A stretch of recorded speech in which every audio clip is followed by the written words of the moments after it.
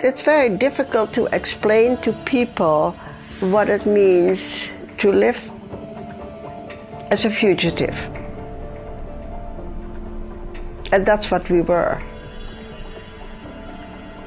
Nothing except ourselves and the clothes on our back. Frieda von Hessen is one of the few remaining Holocaust survivors. At age 92, she can still vividly recount the frightening years that stole her freedom, her dignity, and her career as an opera singer. When I was 6 years old already, I had what they call a beautiful voice, more noticeable than the other children, and I had always that desire to become a singer. Hers was a happy childhood. Frieda was born in 1915 and grew up in Holland. The only daughter of affluent parents, Frieda's father was an official in the Dutch army. Her mother, a singer, encouraged Frieda's natural talent for opera. Frieda became a rising star at the music conservatory, singing to sold-out audiences.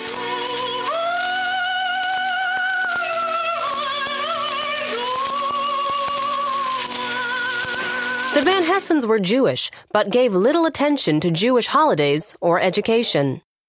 I never knew the story about anything, and I didn't know who Moses was. I never, ever experienced anti-Semitism until the Germans came.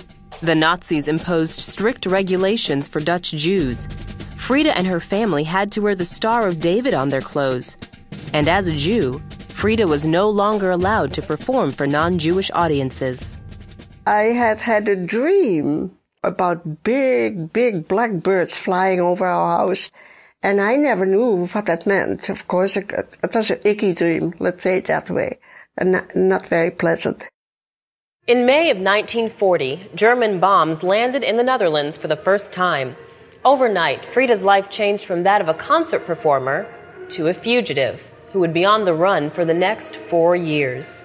In the middle of the night, all of a sudden, my brother was standing at my bedside and shaking me, and he said, "Frieda, wake up, we are in war."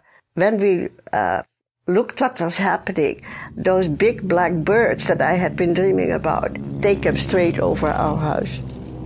The Van Hessens, along with Frieda's friend Mika, escaped to another house where they hid for several days. Frieda's parents were in a different room when a car stopped in front of the house. And so when I peeked behind the curtain to see what it was, I saw this gigantic black limousine, and I saw the German soldiers with the bayonet standing next to it. And I said, "Oh my God," I said, "Mika," I said, "there's trouble, you know." The Nazis captured Frieda's parents, but didn't find Frieda or her friend.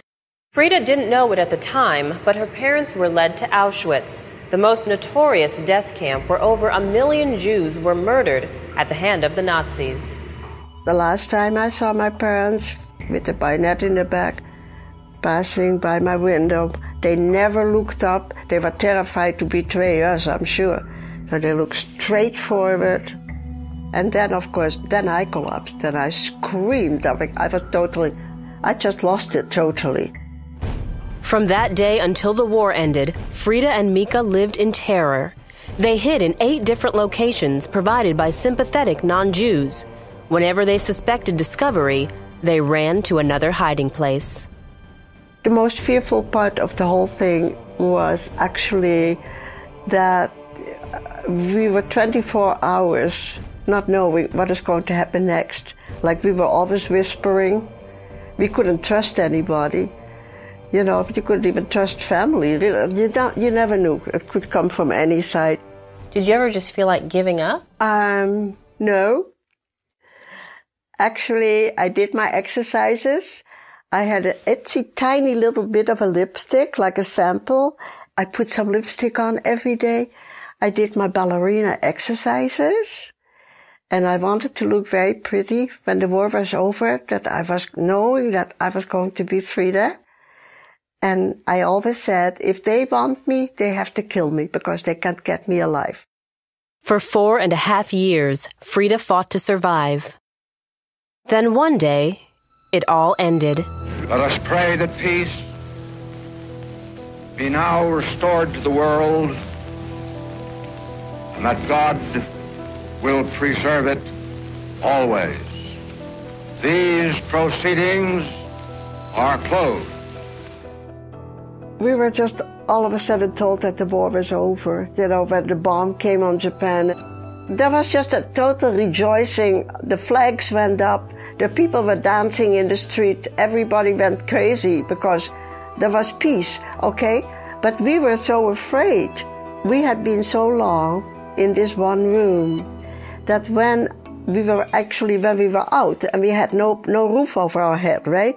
But I was so petrified to look up. I was afraid of the sky. I was afraid of the stars.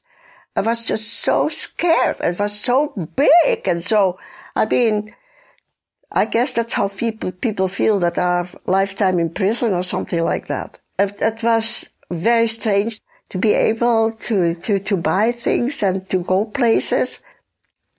It was just a miracle. Did you ever think you'd live to see that day? No, it's something very hard to describe, when you have been so void of everything, void of associations, and void of food, and void of liberty, void of my own art. I had lost totally my memory where it came to my music.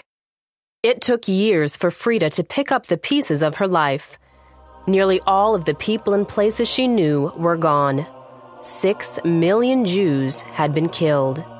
This rubble was all that remained of Frieda's home. And from this family photo, only 5 members, including Frieda, survived the Holocaust. Canadian soldiers were stationed in the area, and Frieda caught the eye of one young Christian man, Keith Saunders. I thought he was handsome. Also thought he was very arrogant. The two married and planned to move to Canada. That's when Frieda's uncle made a strange suggestion. He started saying to me that I should become a Christian. And it really blew my mind. So I told him, I said, what are you talking about? He said, well, if that ever happens again, if there's going to be another war again, then they will probably do the same thing to you again. And, well, I just sat still for a minute and I said, I will never do that. Because if I change and I become a Christian, that means that Hitler won the war after all. Frieda decided to change her religion for safety purposes only. She walked into a church and asked to see the pastor. So all I had on my mind, I wanted a piece of paper, telling the people that I was a Gentile. The pastor introduced Frieda to Elizabeth, a woman from the church. She started with Jesus and with Joseph and with the babe in the stable and all kind of things. It made no sense to me whatsoever. And I thought she'd lost it. And I told her, I thought you were an intelligent person. How can you believe all this nonsense? Elizabeth asked Frieda to read Isaiah chapter 53 and Psalm chapter 22 in her free time. And so I kept reading, and then I came to the 16th verse, and there it says, the second half, it says, they pierced my hand and my feet. And I just let out one big yell, "Ah! That's Jesus!" I was all alone in a little room. There was nobody there to twist my arm. I just saw that was Jesus. I sat down and I said, how could I have lived like that all these years without that? It's like coming out of a dark hole into the light. I never knew that he was called the light of the world. I knew nothing. Then I went to Isaiah 53, and just like that, I understood every word. So I called, Elizabeth, and she raced over. And then we went over Isaiah 53 the 22nd Psalm, and she expounded to me more what it all meant and so. And that, I was just instantly saved, just like that. That was over 60 years ago. These days, Frieda spends her time creating beautiful paintings and tapestries. She's also the only woman I've met over 90 with her own blog. I have a blog now. I don't know what it means, but I have it, Frieda says that she forgave the Nazis a long time ago. Her prayer now is for the Lord to use her experiences in life to share the power of His transforming love. When I went for the first time to Israel in 87, that's all I asked the Lord, that to be a servant, and so He has answered my prayer. He has made me a servant, telling people about all the miracles that He has done and is still doing.